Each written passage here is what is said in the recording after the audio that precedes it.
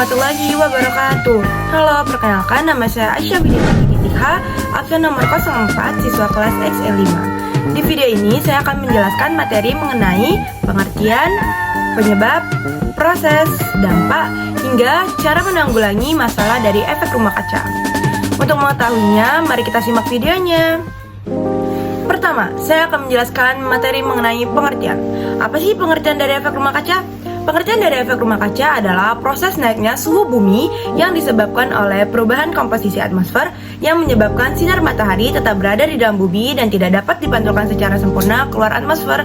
Nah, hal apa aja sih yang menyebabkan proses rumah kaca itu terjadi? Yang pertama, hasil pembakaran bahan bakar fosil seperti minyak bumi, batu bara, asap pabrik, dan hasil pembakaran bahan bakar dari kendaraan. Yang kedua, tingginya penggunaan pupuk kimia pada bidang pertanian. Yang ketiga, adanya penebangan liar disertai dengan pembakaran hutan atau yang dapat disebut dengan deforestation. Yang keempat, penggunaan chlorofluorocarbons atau yang bisa kita singkat dengan CFC pada mesin pendingin ruangan seperti AC secara berlebihan. Dan kelima, adanya emisi gas metana dari aktivitas lahan sawah pertanian, hewan, dan lain-lain. Lalu gimana sih proses terjadinya efek rumah kaca? Proses terjadinya efek rumah kaca dimulai saat panas matahari masuk dan merambat ke dalam permukaan bumi. Sisa energi panas matahari tadi akan diserap oleh daratan dan lautan yang kemudian akan memanaskan bumi. Lalu, panas matahari akan dipantulkan oleh permukaan bumi ke angkasa melalui atmosfer.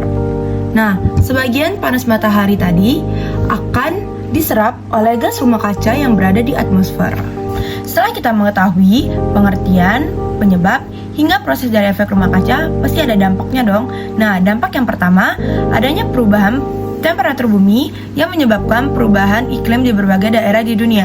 Yang kedua, mencairnya bongkahan es. Yang ketiga, menipisnya lapisan ozon pada atmosfer yang melindungi bumi dari radiasi sinar ultraviolet atau sinar UV. Dan yang keempat, hilangnya terumbu karang yang berada di perairan laut.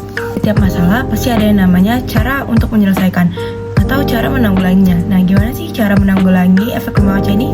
Yang pertama, kita bisa menghemat penggunaan listrik. Yang kedua, kita bisa menggunakan pupuk organik. Yang ketiga, kita bisa melakukan reboisasi. Yang keempat, mengelola limbah peternakan. Dan yang terakhir, menggunakan bahan bakar ramah lingkungan. Cukup sekian materi yang saya sampaikan. Semoga teman-teman bisa mengerti apa yang telah saya sampaikan. Mohon maaf jika ada kesalahan kata. Saya akhiri dengan wabillahi taufiq wal hidayah. Wassalamualaikum warahmatullahi wabarakatuh.